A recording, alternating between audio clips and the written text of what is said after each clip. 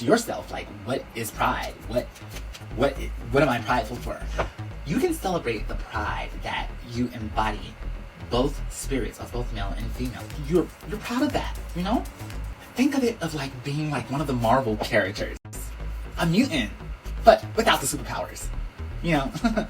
Actually, that's kind of depressing when you think about it. Them bitches be salty, cause all they boyfriends want me. Them bitches be salty, cause all they...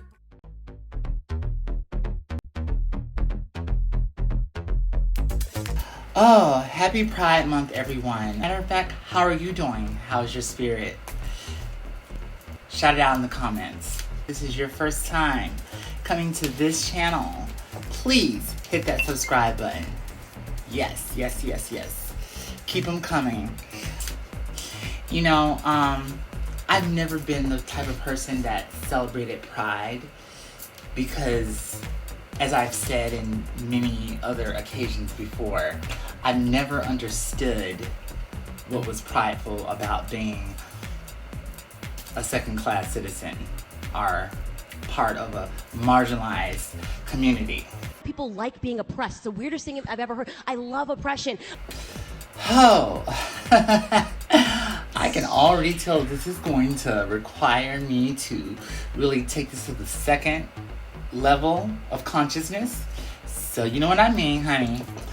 I need to I'm drinking Clearly Canadian. So this means this is going to be a sober conversation. But y'all know me. When I say sober, I mean sober-ish. So the last video, the last recent video I had, not the replay video that I put up there, I left off with the question about gaslighting. You know,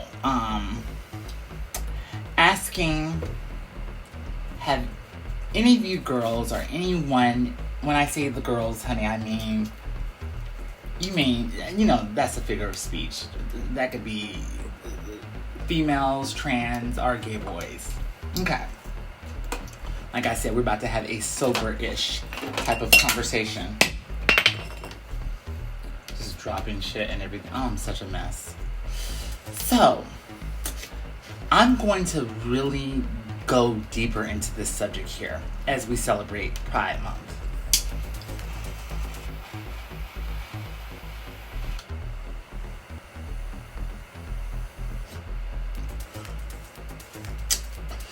And believe it or not, this is a sativa hybrid, because I can hardly do any indica when it comes to weed, because I need to have something that's going to keep me up. Okay.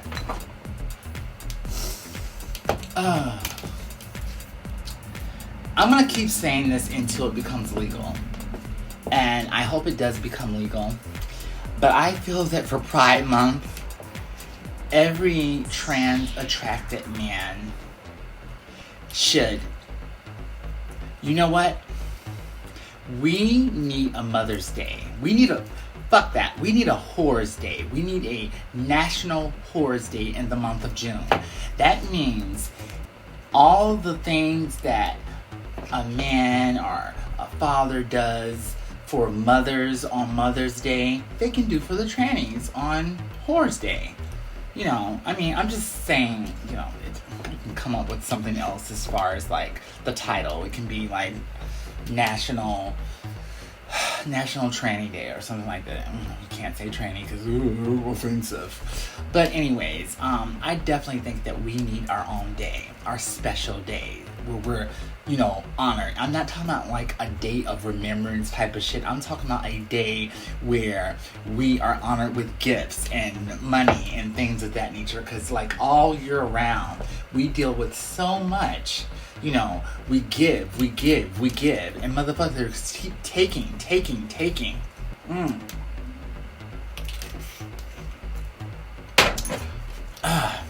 You don't know how frustrating it is to just be this vessel of giving and all you're doing is giving to people that are not appreciative.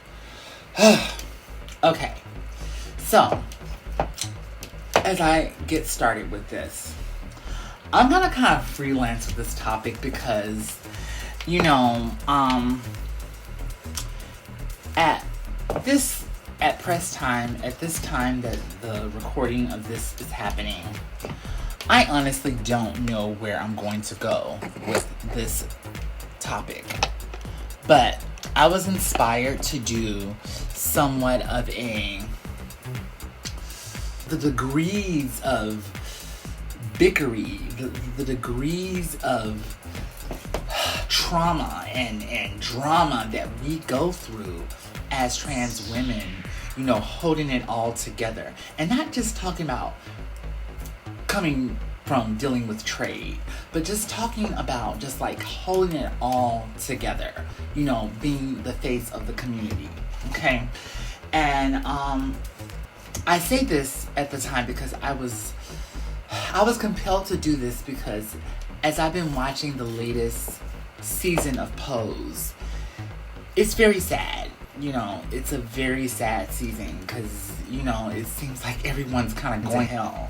You know, all the characters that we have grown to love and adore throughout season 1 and 2 are just all leaving us. And it almost kind of seems like that's how life is. And as a trans woman, that's how our love life is. That's how our life is when it comes to friendships. Now I'm speaking from a me perspective because I'm not going to sit here and speak for all, you know, women of two-spirit. You know what I'm saying?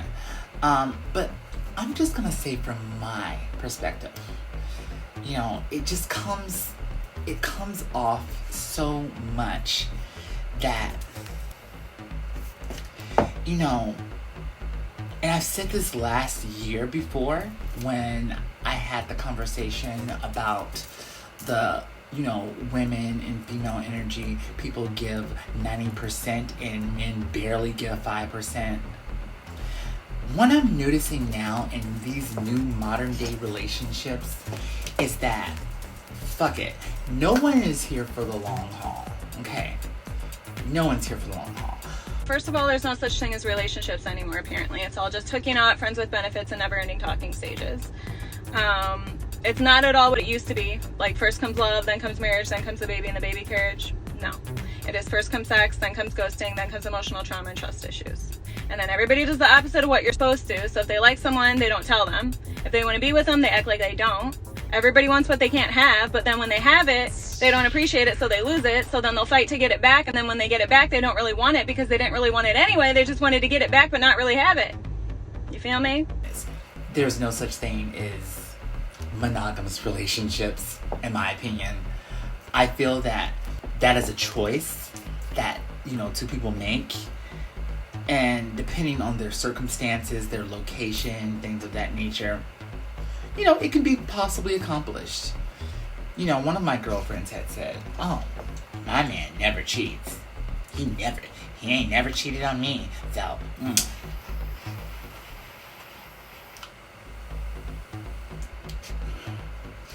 And there's no shade. I asked her the question and I said, can he cheat? I mean, just like, frankly, can he cheat? I mean, let's be honest, sis. Your man is not, you know, he's not the catch that everyone's looking for. You know, he's 35, which is, you know, a fair age, but, you know, he's about 5'6", 215 pounds. You know, I think slightly overweight would be an over-exaggeration. And, you know, the question is, can he cheat? I'm pretty sure if he could cheat, he would. And it has nothing to do with his love for you. It has more so to do with the space and opportunity. You know, I'm not trying to turn the world into a whole thought nation and, you know, free love and all this stuff like that. I understand, like, the concept of being monogamous and things of that nature. I really do. So once again, I asked the question, and I asked myself, what is it that I desire out of life, out of like typical relationships as we celebrate Pride Month? You know, because as I get older, you know, in my 28 years of life, I asked myself, have I accomplished everything that I wanted to accomplish? And for the most part, I would have to say, yes, I have. The small feats that I have accomplished or set out that I accomplished, I did accomplish. You know, I wanted for a very early age to be an entertainer. You know, I wanted to get a record deal and release music. I did that. I wanted to have my own apartment by the age of 20. I had my own apartment by the age of 19. And I left my parents' house by the age of 17. So, you know, these are small accomplishments. And I'm going to say this. These are accomplishments by my own merit. Because, like, everyone's accomplishment can look different, you know, in different ways. When it comes to other accomplishments, you know, I don't know if I want that husband or, you know, that fairy tale wedding. And I say this because, like, I was watching one of the episodes of Pose, and the character Angel was getting married to Poppy, you know, and if you don't know who Angel is played by India Moore. Poppy is played by Angel Markel, I think the honey, Janet Mock's man. Yeah, him. And mind you, this is taking place in 1994. And it was very much of a fairy tale because you know, everything from them getting the wedding, like the marriage license, and both of them having M on the license. You know, it was just very fairy tale. But you know, I'm not like criticizing.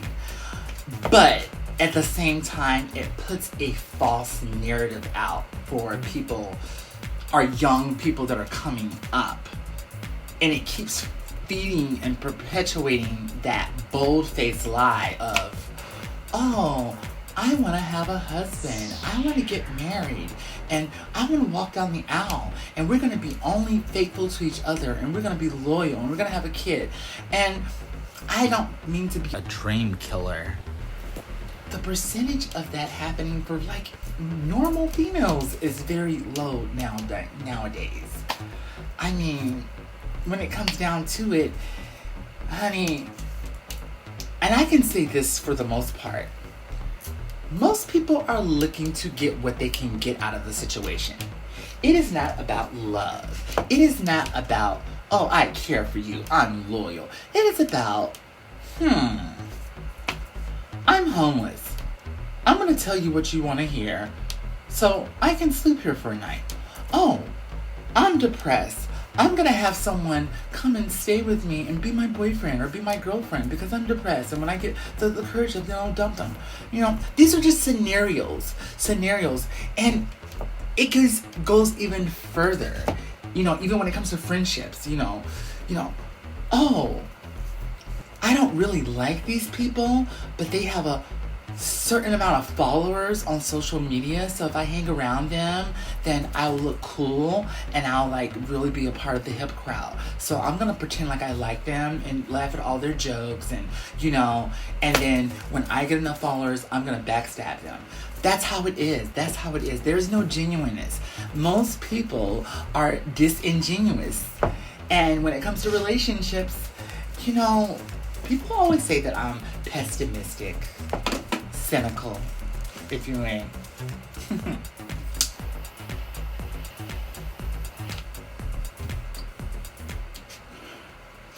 Child, you can call it whatever it is.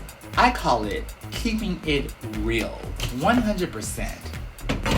And there's nothing wrong with that. You know what I'm saying? I had to come to that conclusion. You know, I know in my heart of hearts, and I've said this, that when it comes down to it, people always talk about a ride or die. You know, I had a song called Ride or Die Boy. And when I wrote that song, I was still in the fairy tale. I was still in that fairy tale makeshift believing that, you know, I could have a ride or die boy that's gonna ride for me and that's going to, you know, hold me down when it comes down to it.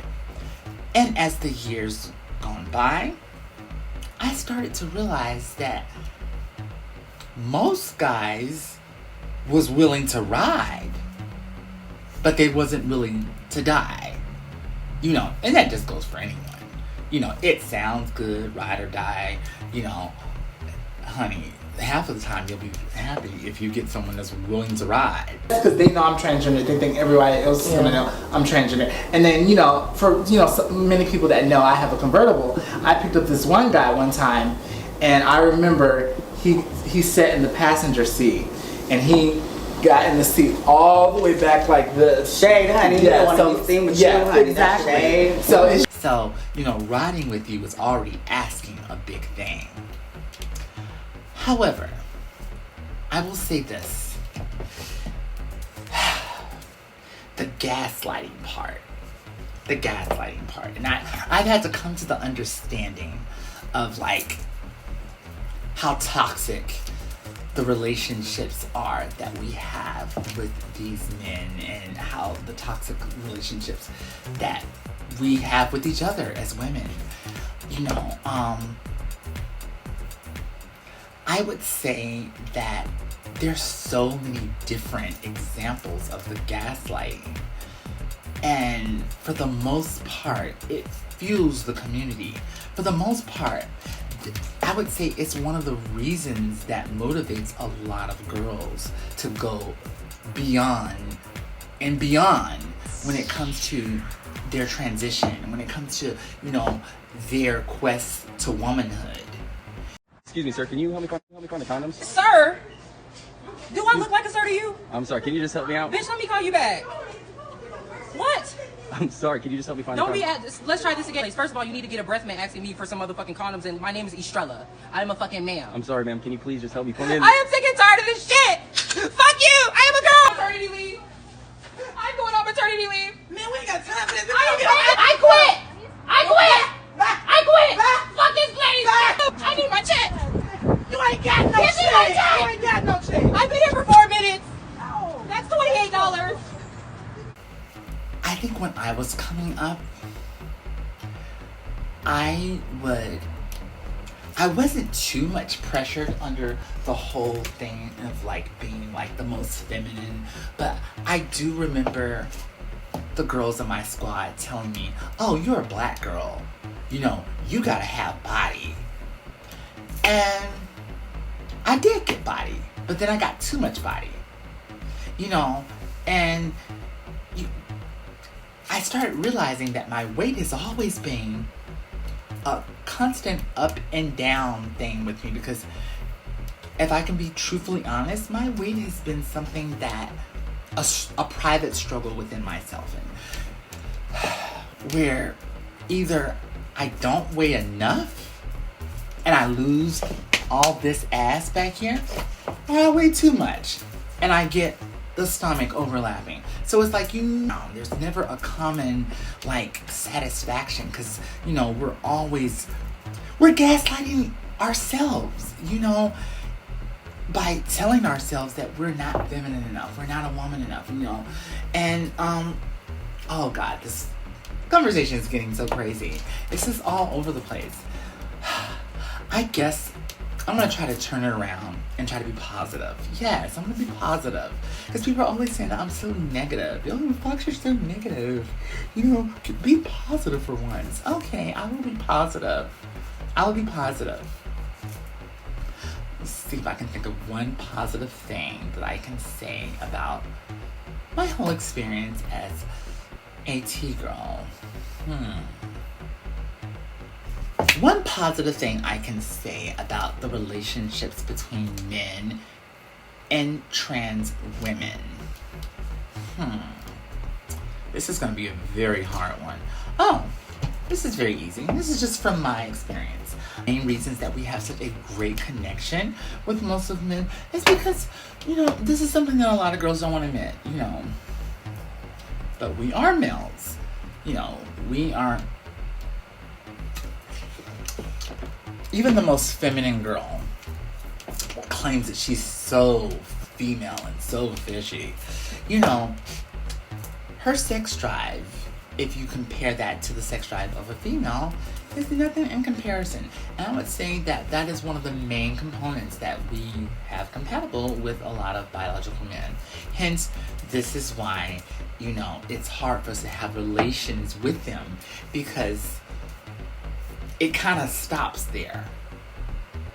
And I think it's more so from the refusal on their part, and also because of what society says. Because, you know, if it was left up to society, and I think that if most men had the approval of women, you'd probably see a whole lot of men, you know, openly with the girls. I'm not going to say exclusively with the girls, because, honey, these men are not exclusively with anyone. Men are women. Women are trans. Sometimes not even humans, honey. But, you know, I definitely think that we would have more open relationships. And that's one of the things that is like, that's part of the infrastructure that fails between our relationships with men and trans women, is because of the fact that a lot of our relationships are like behind the scenes. A lot of our relationships are played behind closed doors. So therefore, they become one-dimensional. They become all about sex and nothing else. And it lacks substance over and over and over again. But you know what? What am I complaining about?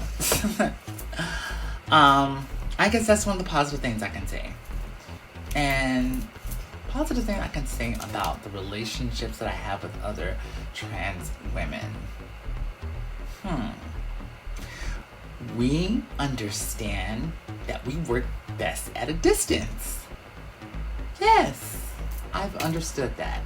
You know, a lot of my girlfriends, I would say I work best at distance. But, you know, it's not great to isolate yourself all the time, I can say.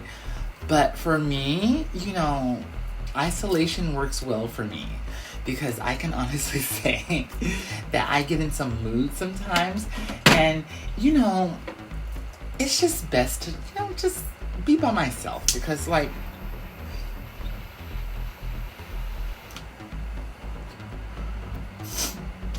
if it wasn't for that isolation, instead of me hitting this bong, I would probably be hitting a girl with this bong because of my temper. So, when you think about it, the isolation does kind of work in its way. So, I'm kind of all over with this topic.